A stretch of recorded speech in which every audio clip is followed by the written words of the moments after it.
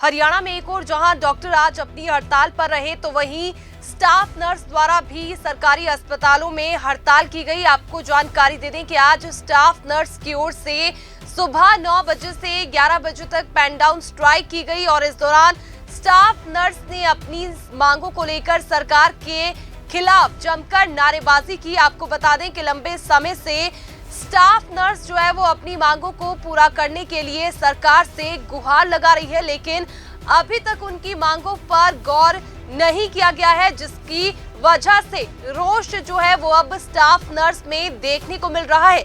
तस्वीरें आपको पानीपत और सोनीपत से दिखा रहे हैं, जहां पर आप देख सकते हैं कि अपनी मांगों को लेकर आज स्टाफ नर्स जो है वो हड़ताल पर रही। हालांकि इस दौरान स्वास्थ्य सेवाएं जो है वो भी सरकारी अस्पतालों में चरमराई हुई नजर आई, क्योंकि जहां एक और स्टाफ नर्स हड़ताल पर रही तो वहीं डॉक्टर्स भी आज हड़ताल पर रहे। हालांकि वार्ता में क्या कुछ निकलकर सामने आएगा ये तो समय ही बताएगा, लेकिन स्टाफ नर्स की बात की जाए तो स्टाफ नर्स भी अपनी मांगों को लेकर लगातार सरकार के खिलाफ नारेबाजी करते हुई नजर आ रही है। तो वहीं अधिक जानकारी के लिए हमारे साथ स्टाफ नर्स एसोसिएशन हरियाणा की अध्यक्ष विनीता बांगड़ जी जुड़ गई है। उनसे बातचीत करेंगे और जानने का प्रयास करेंगे कि अब आगामी रणनीति जो है वो स्टाफ नर्स की क्या रहने वाली है। जी विनीता जी, लंबे समय से जो है वो आपकी एसोसिएशन की ओर से संघर्ष जारी है, लेकिन आज तक जो है वो समाधान नहीं निकल पाया है। क्या लगता है कि कुछ बात बनती हुई सरकार के साथ नजर आ रही है कि प्रदर्शन जो है वो अब जारी रखना पड़ेगा? देखिए मैम, हमने ये पहले भी हमारी जैसे मीटिंग हुई है, डीजी सर के साथ भी हुई है, हेल्थ मिनिस्टर सर के साथ भी हुई है, और आज हमारा जैसे पेन डाउन स्ट्राइक थी 2 आवर्स की, लेकिन अभी तक हमारे लिए सरकार की तरफ से कुछ भी कोई संदेश नहीं आया है कि हमारी डिमांड्स के बारे में सोच रहे हैं या हमारी डिमांड्स को पूरी करेंगे। जी, आज डॉक्टर्स की ओर से भी स्ट्राइक की गई है, लेकिन अब जो वार्ता है वो डॉक्टर और सरकार के बीच हो रही है। क्या स्टाफ नर्स के लिए भी इस तरह का संदेश जो है वो सरकार की ओर से आया था कि बातचीत होगी, हल निकाला जाएगा? मैम, अभी हमारे लिए कोई ऐसा कुछ भी नहीं आया अभी तक। सिर्फ हमारी 29 जनवरी 2024 को हमारी एचएम सर से मीटिंग हुई थी, जो अनिल विज सर थे जी। और जी अनुपमा मैम एसीएसएल थे। उसके बाद हमारी मिनट्स ऑफ जारी होती है, मिनट्स ऑफ मीटिंग भी जो वहाँ पे डिसीजन होते हैं। हाँ जी। लेकिन उसके बाद भी हमारी कोई नोटिफिकेशन नहीं आई, सरकार की तरफ से हमारी कोई दोबारा मीटिंग भी नहीं हुई। और हमने अभी 10 तारीख को भी डीजी सर को लिख के दिया था कि हमारी एसीएस हेल्थ, एचएम सर या मंत्री जी जो हमारे मुख्यमंत्री जी हैं उनसे हमें मुलाकात का टाइम दिया जाए, लेकिन अभी तक हमें ऐसा कुछ भी नहीं मिला है। जी, तो वहीं आपसे जानना चाहेंगे कि यमुनानगर में भी सीएमओ द्वारा स्टाफ नर्स के साथ जो है वो दुर्व्यवहार किया गया है। जी, क्या मांग जो है स्टाफ नर्स की ओर से उठाई जाएगी? मैम, बिल्कुल दिया गया। उन्होंने भी पुलिस चौकी में उसकी शिकायत दी है जाके, बल्कि उल्टा सीएमओ ने उनके ऊपर दुर्व्यवहार का लगाया, जबकि हमारे पास कुछ वीडियोस भी हैं। और हमारी नर्सिंग की जो फीमेल स्टाफ है उसको भी बाजू पकड़ के उठाने की कोशिश की है वहाँ के सीएमओ ने। तो इसके लिए उन्होंने थाने में चौकी में शिकायत दर्ज करवाई है, और मैंने भी अभी डीजी सर को रिटर्न दे के गई हूँ मैं भी कि उसके खिलाफ कार्रवाई की जाए। अगर कार्रवाई नहीं की जाती तो आगे का हम तैयार करेंगे, जो भी हमने आगे फैसले लेने हैं। जी, आगामी विधानसभा चुनाव भी आने वाले हैं। क्या लगता है आपको कि उससे पहले जो है वो सरकार आप लोगों की मांगे मान लेंगी या फिर प्रदर्शन जो है वो आपकी ओर से जारी रहेगा? मैम, हमारी ओर से तो अभी प्रदर्शन ही जारी रहेगा जब तक सरकार हमें बुलाती नहीं है। हम आगे की आज हमारी शाम को ही हमारी कार्यकारिणी के साथ मीटिंग है, सारे एसोसिएशन के मेंबर उसमें शामिल होंगे और हम आगे का डिसीजन लेंगे। जो हमने आगे स्ट्राइक करनी है, अनिश्चितकाल हड़ताल करनी है, जो भी फैसला होगा हमारी एसोसिएशन मिलके लेगी। आज शाम को हमारी मीटिंग इसके रिगार्डिंग। जी, कहीं ना कहीं इसका असर जो है वो स्वास्थ्य सेवाओं पर भी पड़ रहा है, मरीजों को परेशानियों से दो चार होना पड़ रहा है।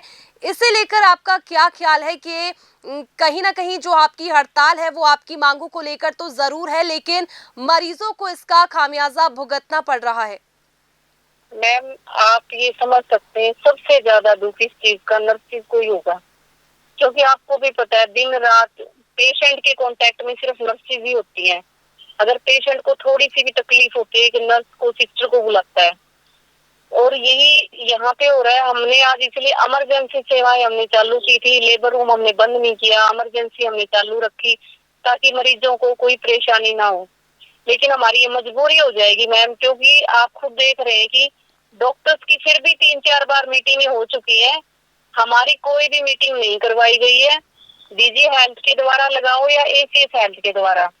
इससे भी लेके हमें बहुत ज्यादा नाराजगी है कि क्या हम नर्सिंग कुछ भी नहीं है, क्या हम क्लास 3 एम्प्लॉयज कुछ भी नहीं है, सिर्फ डॉक्टर्स की मीटिंग पे मीटिंग हो रही है, हमें मीटिंग तक भी नहीं का टाइम हमें दिया जा रहा। जी बहुत बहुत शुक्रिया मैम हमारे साथ जुड़ने के लिए।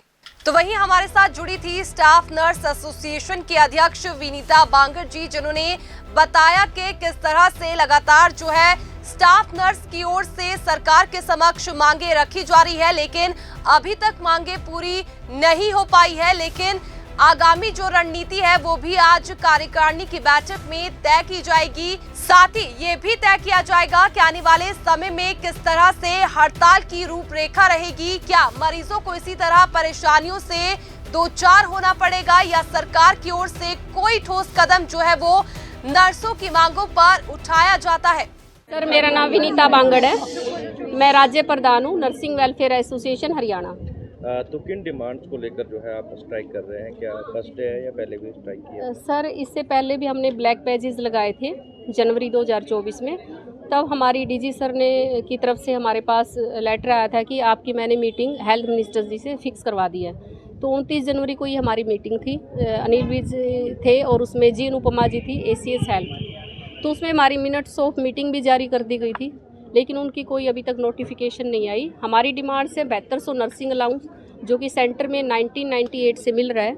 दूसरा है हमारा ग्रुप बी में शामिल करना, सेंटर में ग्रुप बी में आती है नर्सिस और हमें उसमें शामिल नहीं किया गया। ये हमारी दो मुख्य डिमांड है। और हमारी तीसरी अभी डिमांड है कि जो सीएमओ है यमुनानगर के, उन्होंने आज हमारी नर्सिस के साथ मिसबिहेव किया है, उनको हाथ पकड़ के उनके साथ धक्का मुक्की की है। इसके लिए हम चाहते हैं कि डीजी सर एक्शन लें, उनको सस्पेंड किया जाए, उनके खिलाफ एक्शन लिया जाए।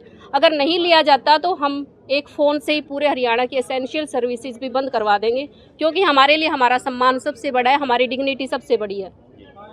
तो आज स्वास्थ्य महानिदेशक कार्यालय के बाहर प्रदर्शन कर रहे हैं, क्या कोई ज्ञापन मांग पत्र भी दे रहे हैं या? सर हमने मांग पत्र सारा हमारे सीएमओ को भी दे रखा है, डीजी हेल्थ सर को भी हमने मेल के द्वारा इन्फॉर्म किया हुआ है, हेल्थ मिनिस्टर को भी दिया हुआ है, हमने माननीय मुख्यमंत्री जी को भी मेल के द्वारा और सभी सिविल सर्जन को इन्फॉर्म किया हुआ है। तो कितने दिन का प्रदर्शन है आपका? सर ये आज 9 से 11 2 घंटे का था, लेकिन अगर सीएमओ यमुनानगर के खिलाफ कोई एक्शन नहीं लिया जाता तो आज हम ड्यूटियों पे नहीं जाएंगे।